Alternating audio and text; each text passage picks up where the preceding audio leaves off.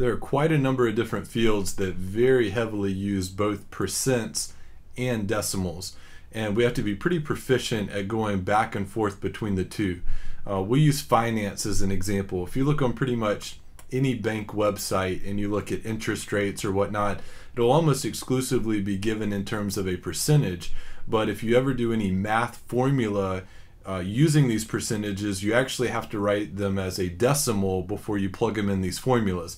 And there are other examples where the opposite would be the case. If you wanted to provide an answer to somebody, oftentimes we'll present it as a percentage, not as a decimal. So we need to be pretty good at going back and forth. And we see the same thing reoccurring for finance, for chemistry, for biology, for physics, for engineering, for a lot of different fields. We have this constant problem of needing to convert back and forth between decimals and percents. But fortunately for us, it's something easy to do. When you say percentage, it simply means out of 100. So when you say 75%, that means 75 out of 100, which can be converted into a decimal. So let me show you just a real intuitive example, and then we'll look at some harder ones. If I said 50%, then this literally means 50 out of 100. But 50 over 100 is equivalent to a half.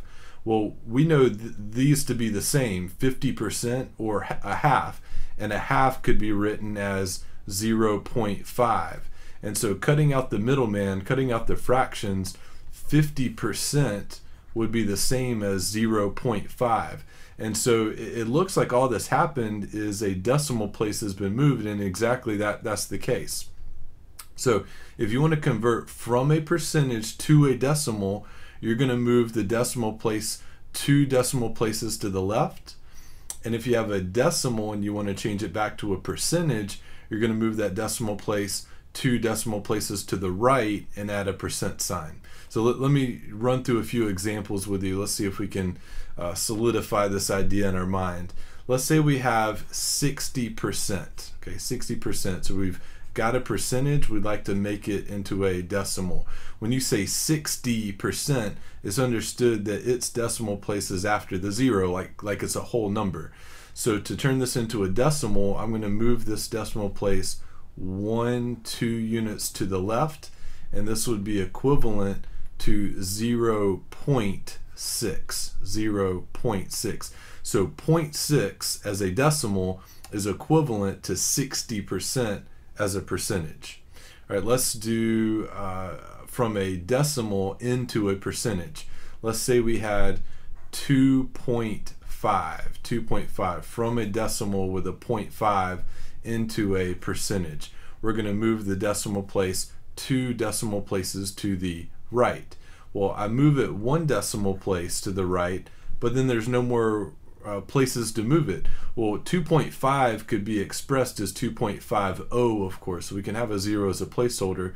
So let's move it 1 more decimal place, and this would be equivalent to 250, and we'll add on a percent sign. And that makes perfectly good sense. You know, if you multiply something by 2.5, you're increasing it by a factor of 250%. And so these are of course equivalent to one another. Let's practice 2 more. Let's say we had 14.3%.